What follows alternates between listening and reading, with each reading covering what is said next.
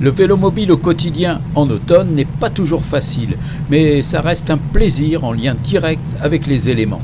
On garde toujours un œil attentif sur les forçats du bitume. Là, c'est ce qu'on appelle se faire couper la route. Le matin à 8h, la cohabitation n'est pas toujours évidente.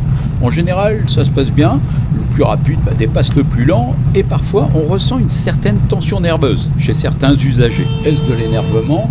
Est-ce de l'enthousiasme? Dans le doute, j'applique le principe du miroir issu des techniques de programmation neurolinguistique ou PNL. Cela m'incite à klaxonner à l'identique. Parfois, au regard des feux stop, je me dis que le message passe.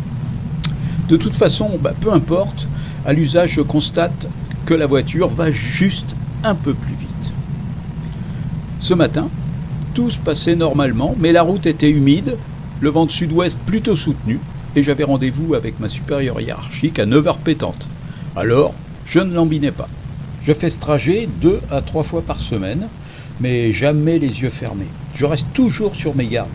Là, j'ai mis mon clignotant car je vais tourner à gauche. Mais il y a des gens qui travaillent. Bigleux, pas réveillé, pressé, je n'en sais rien.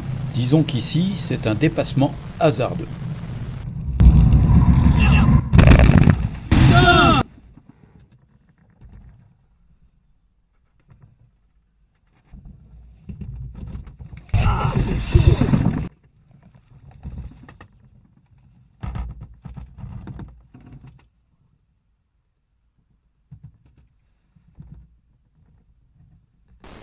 Là, je vous prie de m'excuser les gros mots qui venaient vraiment du fond du cœur. Je n'ai rien su faire de mieux que jurer. J'ai été complètement surpris par une perte d'adhérence brutale, nette et totale. Mon quattro a réussi à sauter une bordure de près de 10 cm. Pneus et roues ont réussi l'épreuve sans dommage. Plus de peur que de mal. Si je fais l'impasse sur mon amour-propre, bien sûr.